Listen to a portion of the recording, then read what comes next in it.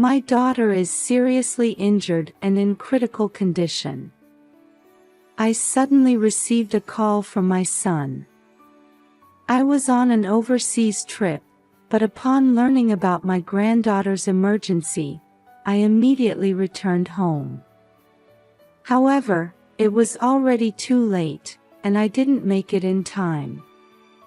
My 5-year-old granddaughter had passed away and was placed in a small urn. A year later, when I went to visit the grave, I saw a little girl praying there. To my surprise, it was my granddaughter who was supposed to have died. She saw me and happily ran towards me. While doubting my eyes, I hugged her tightly. Then, I heard the terrifying truth I had been unaware of all this time, and the flames of revenge were ignited within me. I'm Lily, 63 years old. My husband has already passed away, and I live alone. My 40-year-old son and his wife have a 4-year-old girl and a 3-year-old boy, and they lived about a 3-hour drive from my house.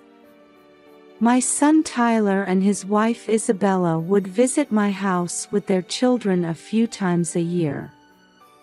These were precious and joyful times for me, but there was something that concerned me a little. It was about my granddaughter, Sophia. Somehow, I couldn't shake the feeling that she was being treated differently from her brother, Jacob.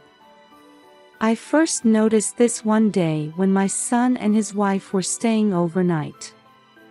Tyler and Isabella took only Jacob shopping, saying they were going to buy him toys. After they left, Sophia looked at me with her adorable eyes and said, "Grandma, I'm hungry." "Oh, I'm sorry I didn't notice. I'll make something for you right away." I grabbed a frying pan and made her some pancakes, which she had previously said were delicious. When I put them on a plate and added butter and syrup, Sophia beamed with a big smile. "Wow! It smells so good. Be careful not to burn yourself, sweetie." "Okay. Thank you, Grandma." As I cut the pancakes into bite-sized pieces for her, Sophia's eyes sparkled as she stuffed her mouth full. Watching her, I felt a sense of healing. Sophia said, "It's so fluffy and delicious," while gulping down her milk.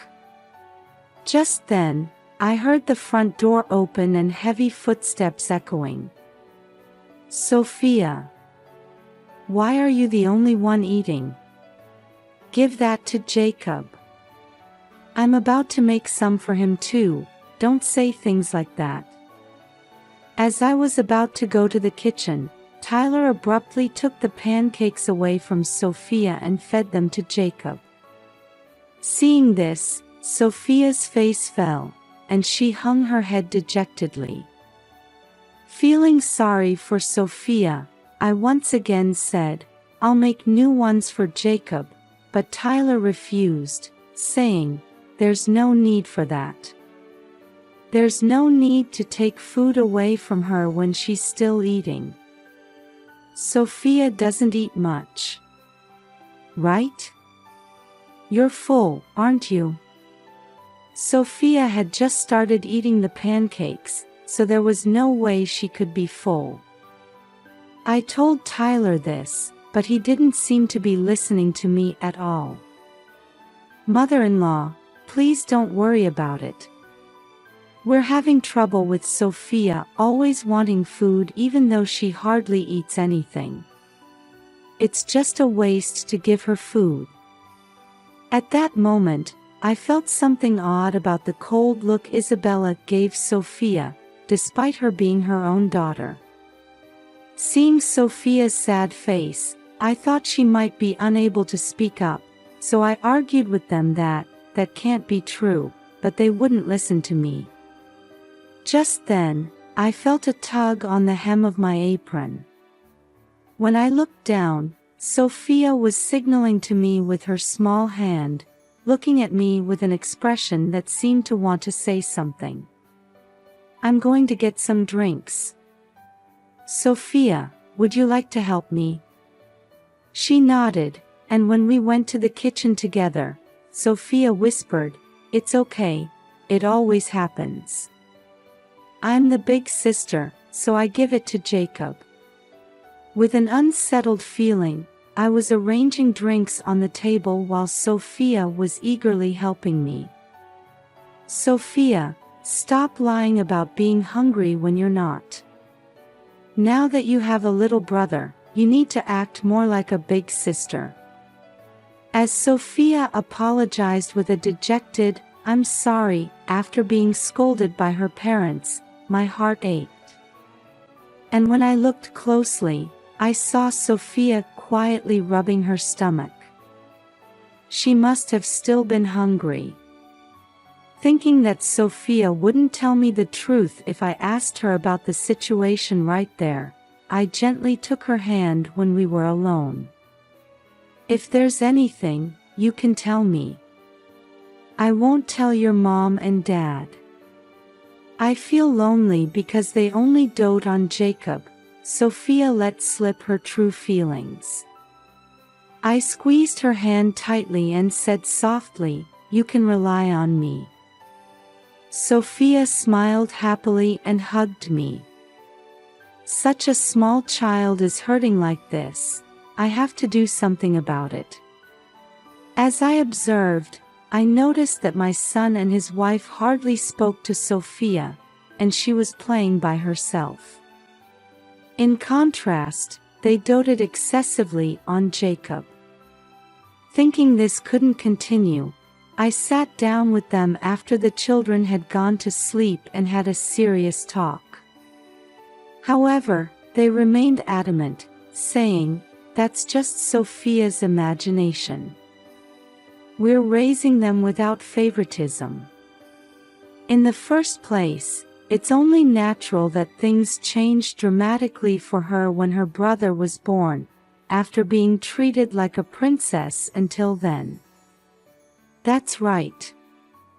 Sophia is the older sister, so she needs to be a little more patient."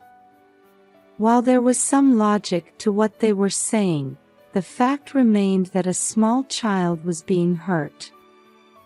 "I won't forgive you if you continue to make Sophia suffer like this. Even though we live apart, I'll be keeping a close eye on you."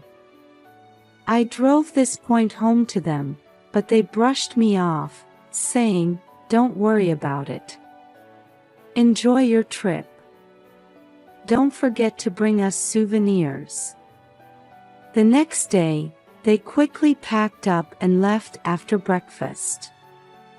"I need to do something about this, I'm worried."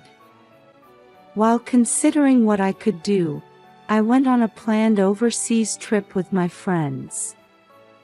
When I mentioned the situation to a friend who was traveling with me, I got an idea that I planned to implement when I returned home. On the third day of the trip, while we were having a meal, I suddenly received a call from Tyler. "Sophia has been seriously injured." "What? What's her condition? Tell me what you know." Apparently, Sophia had fallen from a jungle gym, hit her head hard, and was covered in blood. She was unconscious and had been taken to the emergency room, where they said her life was in danger.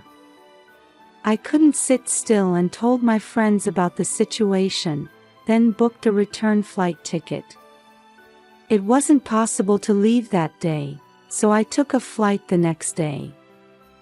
During that time, I tried to contact Tyler but couldn't get through, so I spent the time anxiously waiting. When I called my son to go directly to the hospital where Sophia had been taken from the airport, he spoke in a strained voice. "I'm sorry I couldn't answer your calls all this time. Sophia didn't make it. She passed away shortly after I called you. Her injuries were so severe that we've already held the funeral and cremated her." As I was at a loss for words, my son sent me a photo of a small urn. "Sophia, how did this happen?"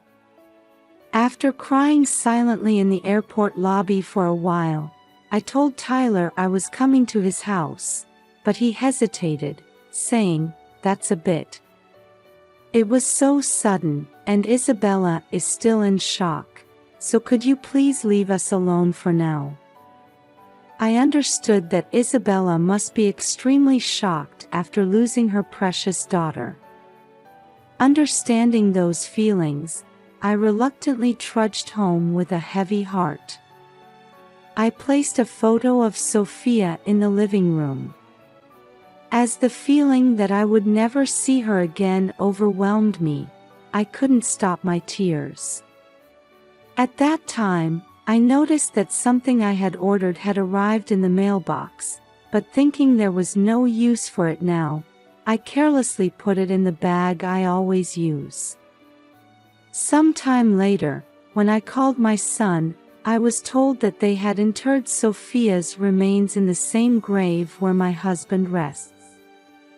What? Why didn't you tell me? Isabella said she absolutely didn't want to see you.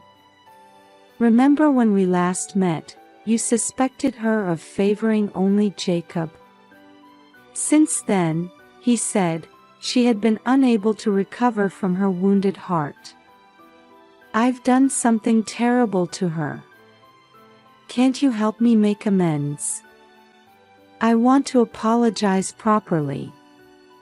No, just leave us alone now. I don't like you prying into our affairs either. In the end, I wasn't allowed to go to my son's house, and they even asked me not to visit the grave because it would be painful to run into you there by chance. Then, Tyler and Isabella said they couldn't bear to live in the place where they lost Sophia and moved to a different area, and we eventually became estranged. And so, I spent my days crushed by sadness and regretting my words. A year later, on the anniversary of Sophia's death, I decided to visit the grave. Surely I wouldn't run into Tyler or Isabella if I went in the evening. As I headed to the grave with white flowers, I saw a small child crouching and praying in front of our family grave. Wondering who it could be, I called out, "Hello." When the child turned around, I froze in surprise. It was Sophia, who was supposed to have died. She saw me and happily ran towards me with a smile. While doubting my eyes, I instinctively hugged her tightly, feeling her warm skin as my mind went into confusion. "Grandma, were you alive?" "Yes, of course." As I listened to Sophia say these strange things, a terrible truth came to light. When I checked the gravestone, Sophia's name wasn't engraved on it. What a cruel thing to do. I'll never forgive them. They'd better be prepared. Anger and a desire for revenge began to boil inside me. I remembered something I had been carrying around and set up a certain device, then parted ways with Sophia there. I will protect Sophia's smile no matter what. 30 minutes later, I visited my son's house, where he said they had moved. I was certain they were inside, but even though I rang the doorbell, there was no answer. They were probably pretending not to be home. Unable to wait even a second longer, I flung open the front door with all my might. Tyler and Isabella inside jumped in surprise when they saw me. "Don't pretend you're not here. How did you open the front door? It wasn't locked in the first place." Sophia. Grandma's here, you can come out now. Huh? What are you talking about? I told you she's gone. As I called out Sophia's name loud enough to echo through the house, she came running with her cute little footsteps. I quickly moved to avoid being stopped by my son and held Sophia tightly in my arms. Seeing this, my son and his wife opened their eyes wide, seemingly unable to speak. I looked at them coldly with a stern face. I thought Sophia had passed away exactly a year ago, so why is she here? Realizing they couldn't cover it up anymore, Tyler made an unbelievable statement. We pretended Sophia had left this world because it was troublesome to have you interfering with how we raise our children. You two are the worst. It's your fault. We were raising Sophia with love, but you accused us of only doting on Jacob. That's right. It was so painful to be suspected like that for no reason. You're really inconsiderate, barging into someone's house like this. At first, the two of them were taken aback, but gradually they began to strongly accuse me. I couldn't back down now, so I showed them the photo I had taken at the grave. It showed Sophia in tattered clothes, emaciated, and covered in bruises. Those clothes are the same ones Sophia is wearing now. Don't you even change her clothes when they get dirty? Sophia runs around outside, so her clothes get torn quickly. Besides, she doesn't eat much, and those bruises are from when she falls on her own. I couldn't believe it was just from falling, given the odd locations of the bruises. Realizing this was going nowhere, I played an audio recording for them. In it, you could hear my son and his wife berating Sophia. Sophia, you're a nuisance. If you hadn't been looking out the window, this wouldn't have happened. It makes me sick. This is bad enough, but you even plan to send her to the next world. I can't believe you're my son. You two are so cruel.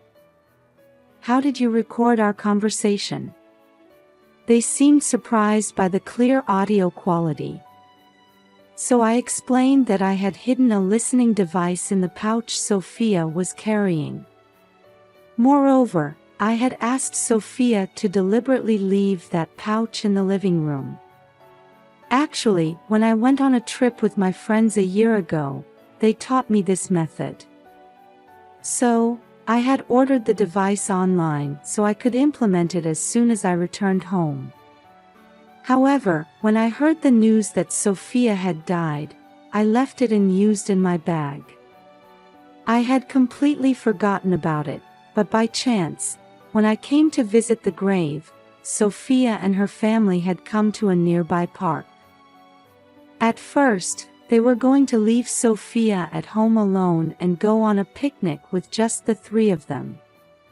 But when they got into the car, a neighbor happened to pass by and said, "It's nice to go out as a family. But is she staying home alone?" pointing at Sophia, who was peeking out the window. So they had no choice but to bring Sophia along. However, as usual, only Jacob received attention, while Sophia was left alone. Sophia had been playing by herself for a while, but as she explored here and there, she ended up at the grave she had visited before. The clever Sophia remembered this place and was praying there. "So you met at that grave?" "Yes. That's when I planted the listening device and followed you here. Don't play dirty tricks." "Oh my, is that something someone who pretended to send Sophia to the next world and even taught this child that I had passed away can say?" My son and his wife had taught Sophia that, Grandma has died, so that she and I wouldn't meet. What kind of people are they? Perhaps they didn't expect to be found out to this extent, but they seemed unable to say a word as I hit a sore spot. They looked awkward for a moment, but soon they seemed to remember something and approached me. How dare you eavesdrop on other people's conversations? We'll sue you. Go ahead if you want. But just eavesdropping alone isn't punishable by law. Besides, I did it to protect my precious granddaughter, so there's no problem. When I refuted them confidently, Isabella, who had been silent until then, approached Sophia. Sophia, thinking she might do something to her, shrank back and started trembling. I can tell how you usually treat her just by looking at her reaction. Stop making false accusations. I'm really going to call the police. Go ahead. Call them right now. But it won't be me who gets arrested, it'll be you too. As I hugged Sophia tightly and glared at them, they suddenly turned pale. When I pressed them about why they had done such a terrible thing, Tyler reluctantly opened his mouth. Girls are useless, aren't they? They'll just get married and go to someone else's family, while boys can become heirs. If that's such a ridiculous reason, what are those documents on the table? My son tried to hide them with a startled look, but I quickly snatched them away before he could. Looking inside, I found an insurance policy for children, with marks next to the amounts payable in case of death or severe aftereffects. They had even been aiming for Sophia's life insurance money. This is just in case of an emergency. Before I came into this house, you were planning to send Sophia to the next world, weren't you? Actually, there was more to this story. They were laughing and talking about how even if they failed, they would still get money if Sophia became disabled. I can't leave these children with you. Who knows what you might do? Isabella, did you call the police? If not, I'll contact them. Wait, please. Mom, calm down. If we get involved with the police, it's Sophia and Jacob who will suffer. Is that what you want? Thinking they didn't understand at all, I held hands with my grandchildren and turned to face them. Then I suggested, let's ask them, and my son and his wife agreed, saying, that's a good idea. I don't want a papa and mama who won't even feed me. I want to be with Grandma. Hearing these words, Tyler and Isabella simultaneously snorted, saying, see, Sophia isn't cute. Next, I got down to Jacob's eye level and said, tell me what you're thinking, anything is fine. Jacob said, I don't like Papa and Mama either. Because they're mean to Sophia. Tyler and Isabella looked dumbfounded. It was revealed that they had also occasionally given Jacob harsh punishments under the guise of discipline. How could they have treated such young children in a way that made them say they were unwanted? Actually, when I reunited with Sophia at the grave, I had already heard about this. Jacob was a kind child, and whenever Sophia was scolded by their parents and denied meals, he would secretly bring her bread to eat. Despite being so young, the siblings had a strong bond, which reassured me. It's settled then.